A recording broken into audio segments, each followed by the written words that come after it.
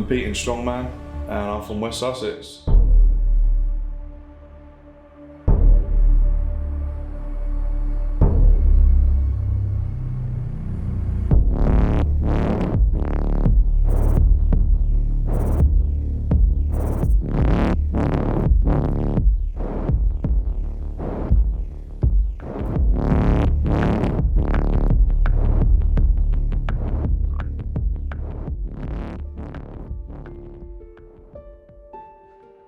Growing up was, it was good. I mean, obviously we was loved as kids. We was brought up in West Sussex, in Henfield, a small council estate. We wasn't the richest, you know, we wasn't the poorest. We had basically what mum and dad could afford. My dad he was hard working when he was younger. He was battling his own demons. He was an alcoholic. So my mum and dad actually parted probably long before that. It's tough to deal with when, you know, you're that young, early teenage years, you know, you're having to live with an alcoholic. Obviously, I stayed with my dad, so it was tough, it was challenging.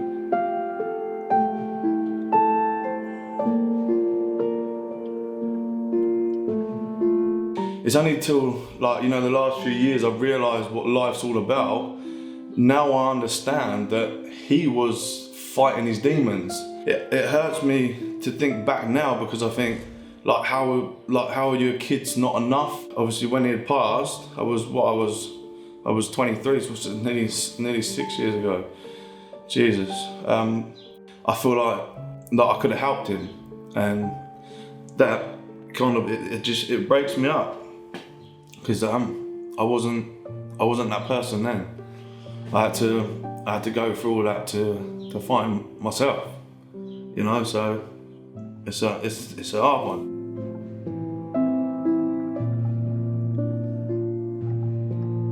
When I met my wife, it couldn't have been better. Things couldn't have been better. My dad was still battling his own demons, but it was kind of, he'd molded his life into everyone's life, and that's just the way it was. He'd been in that hospital for a few years. Basically, he had to stop drinking, the smoking. You know, his body wasn't gonna keep going. I mean, we're not made of iron, none of us are.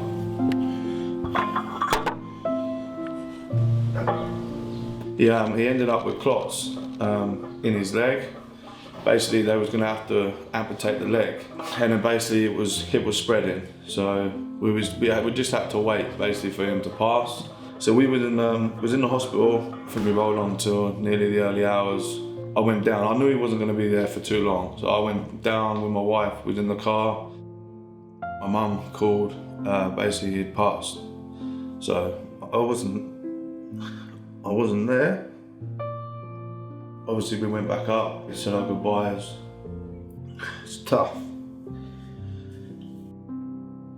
I think the funeral night, we had drinks. Obviously, he was a big drinker, so you celebrate in good fashion. It was kind of one of them drinks that I wish I'd never had. When I woke up, I wanted to be back in that night before.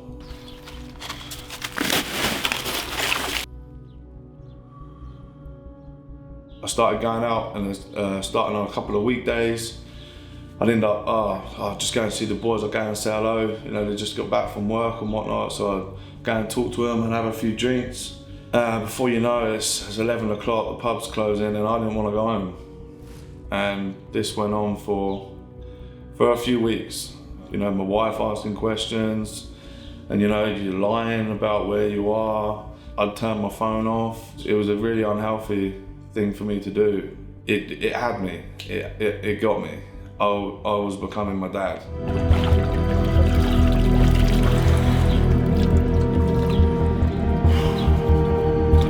I was always doing something to take my mind off of something else, and I started gambling a little bit.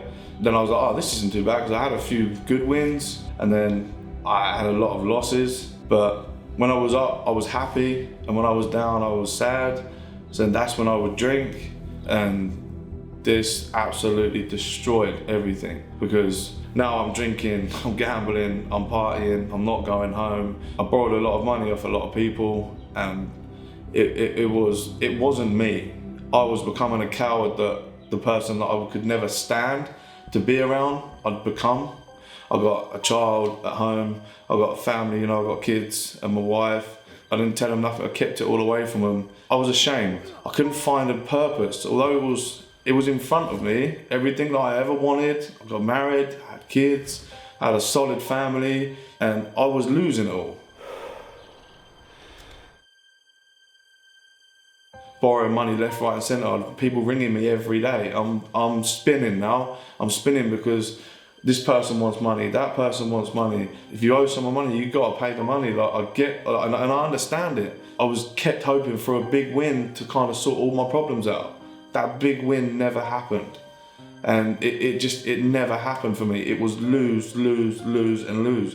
And I was losing friendships and and I was breaking trust and burning bridges with family members. People that I would take bullets for, I was become disloyal to. Touching 25 and I was still alive and I was grateful to still be here because I had those days where I used to drink, party, and I'd end up sleeping in the car. I ended up alone half the time, it's that sad. That those nights is when you start thinking silly things and you're second guessing your life now and you're driving and I wanted to close my eyes, let go of the wheel and I was questioning, is this gonna take it all away? Or am I just gonna put my family through a whole load more shit and let them feel like I'm feeling now? I know my turning point. It's quite an emotional one. It's so hard to get my words out. But I had a dream. I'll never forget it. We was at a family barbecue. Everyone was there, my in-laws, my wife, the kids. I was in this dream. Dad had already passed, but I didn't feel any emotion in the dream. I didn't even know, then I couldn't even, if he was there or not, but I said, I'm leaving. I said, I'm gonna go now, we're gonna go. I said, I'm gonna go and get something, whatever. I said, I think we're going home. Me and my wife was leaving, getting the kids ready. I said goodbye to everyone, and as I went to turn right, I saw him sitting in the passenger seat. I was like, oh shit, I haven't said goodbye to Dad. I'll go and say goodbye to him. So in my dream, I was unaware that he was gone, and so I said, I'm going now, Dad. I said, I'll see you tomorrow or whatever, and he hugged me, and it took my breath. It hit me. It just sucked everything, and I woke up. It's crazy because I never experienced anything like it at all. My wife, she sat with me all night. I said, this is it. I said, I'm ready. Things have got to change. I shifted. It's like I just shifted up a gear and it was off. That was it. Literally, what had happened had happened. There was no more sadness. I wanted to be there when he passed, and obviously he wasn't speaking anyway. But I think the thought of it never left me. Never left me, the thought of everyone was there and I was downstairs, and that's what I was asking for. That's what I was missing. And it gave me the strength for 2 men ever since.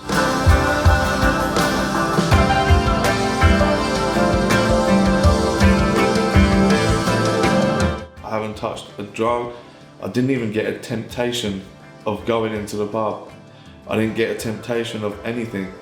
I dropped my other friends. I just cut them off. I stopped talking to them. I went and signed up at South Coast Gym.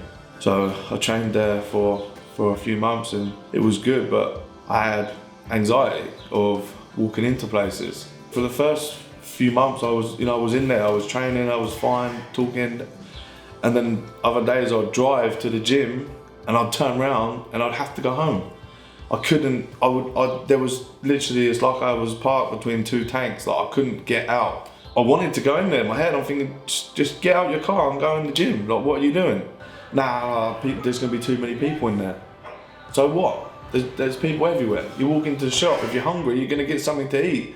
You know what I'm saying? Like it's the same thing. I've been clubbing countless times. It's full of people. So why am I worried about walking into a gym where, you know, there's healthy people? I've been surrounded by idiots. Do you know what I mean? Like throwing their life away. This is a good place to be. And I just have to talk to myself like that, to tell myself, you know, like this is a good place to be. Get yourself in there and you feel better. As soon as I walked through the door, I was fine. Just switch. Come on, mate. Come on, kid, let's go.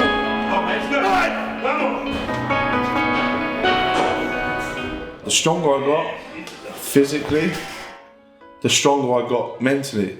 When I managed to get in there for a few sessions, I started talking to a few different people.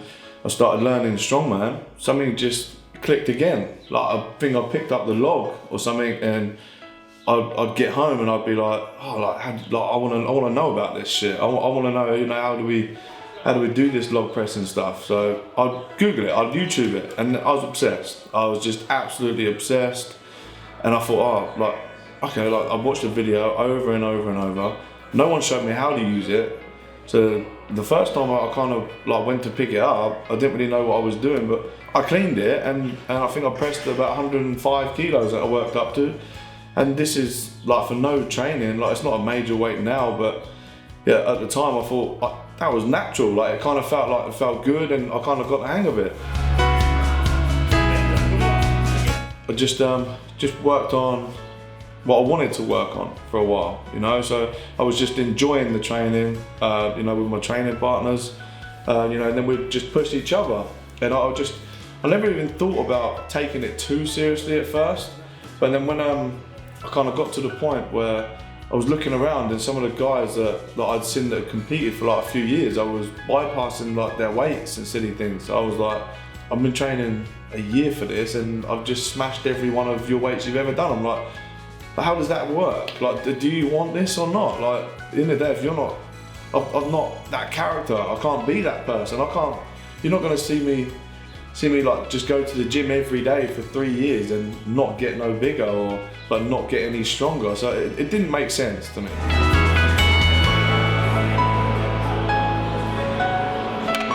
It's early stages for me. Like I say, I've been competing for training Strongman for about 3 years, you know, rolling into my 4th year, just qualified obviously for England's. I'm not even looking at that I'm gonna go into this comp, I'm gonna win it. I'm going into this competition to find out where I land. You know, I'm going into this competition to give it everything I have to figure out what needs working on, and you know, what I can do and what I can plan for the year after.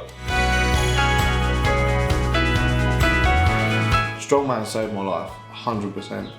The letting that aggression out, letting your emotions run, and giving yourself a goal to work for. Just by being intrigued by Strongman, being intrigued by, you know, by lifting these weird objects, you know, above your head, it gave me a drive to want to, you know, I want to do that, and I want to do it good. I want to see how heavy I can do that. It definitely changed my life, 100%. If I keep going the way I'm going, I don't know. Anything can happen. Anything's possible. At the end of the day, I've already done amazing things inside my mind. So things like taking titles, you know, them things, if I want them, then I'm gonna take them. I'm gonna work for them 100%. I've come from a bad place, you know. Basically, you know, potentially I could have lost my life, and now I'm a completely different person, and I'm stronger than ever. Strongman in general, I've already won. I beat that depression, I beat that anxiety, I beat that mental health that was it was killing me. It was dragging me down every day, and because of this now, the gym and the Strongman side of things, it can't touch me.